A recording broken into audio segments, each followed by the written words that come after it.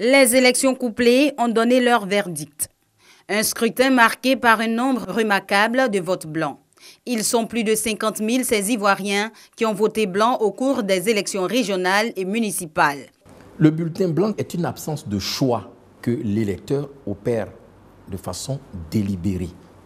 Et ce non-choix-là se manifeste par une enveloppe vide ou un bulletin vierge. Le vote blanc est perçu par les chercheurs comme un désintérêt pour l'offre politique et un moyen pour le citoyen de participer au processus électoral sans accorder son suffrage à aucun des candidats. Comment est-il perçu par les Ivoiriens?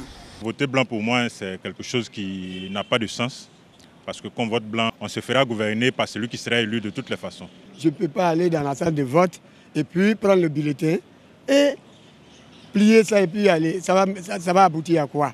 Ceux qui ont voté blanc, bon, moi personnellement, je ne veux pas porter de jugement à leur choix. Chacun fait ce qu'il veut puisqu'on est dans un pays de droit. De façon plus détaillée, sur une population d'1 564 671 électeurs qui ont voté, ils sont exactement pour les municipales 16 313 à refuser de choisir un candidat en déposant dans l'urne un bulletin blanc. Pour les régionales, le nombre de votes blancs s'élève à 36 930 sur 2 038 466 électeurs. Le bulletin blanc, c'est donc le non-choix opéré par l'électeur.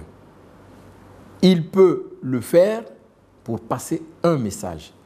En fait, il ne profite à personne. C'est une forme d'interpellation et d'alerte pour l'homme politique, pour le président de la région, pour le maire de la commune.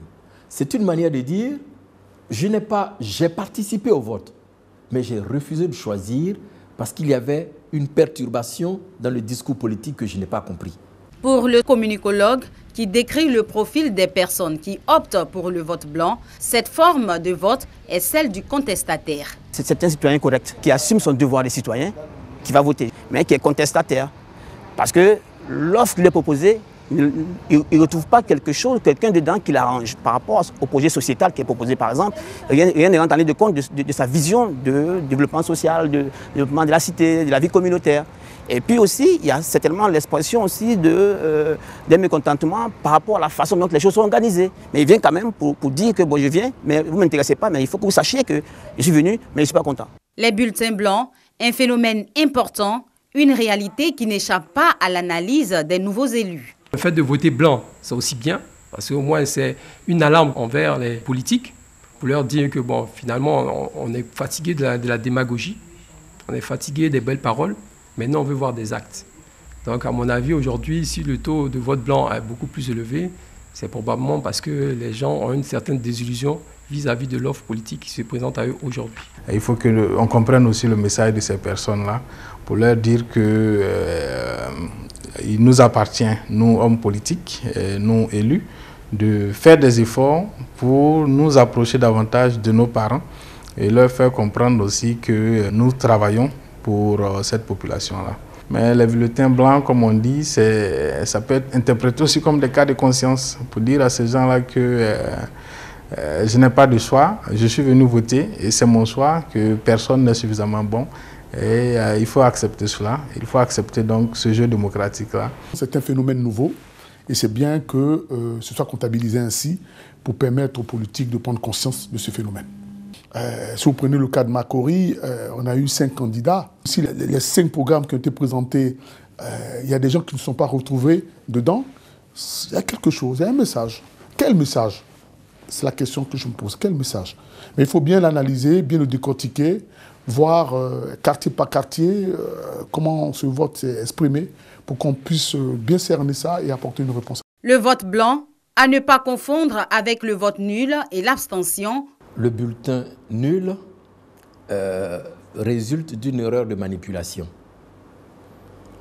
Il se distingue par un signe, une annotation, une inscription sur le bulletin, invalidant donc du coup ce vote-là.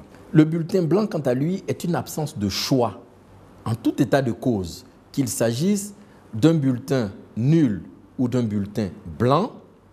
L'électeur, dans ces deux cas, se déplace sur le lieu de vote procèdent au vote, mais par ignorance, par méconnaissance du mécanisme, le bulletin est annulé, ou par la volonté d'un non-choix. Un troisième niveau, c'est l'abstentionnisme. Il y a des électeurs qui décident volontairement, en toute âme et conscience, de ne pas se rendre sur le lieu de vote et donc ne participent donc pas au scrutin qui a lieu. Les régions qui réalisent un score élevé de vote blanc pour les municipales et les régionales sont celles du Poro, du Gbeke et du Tonkwi.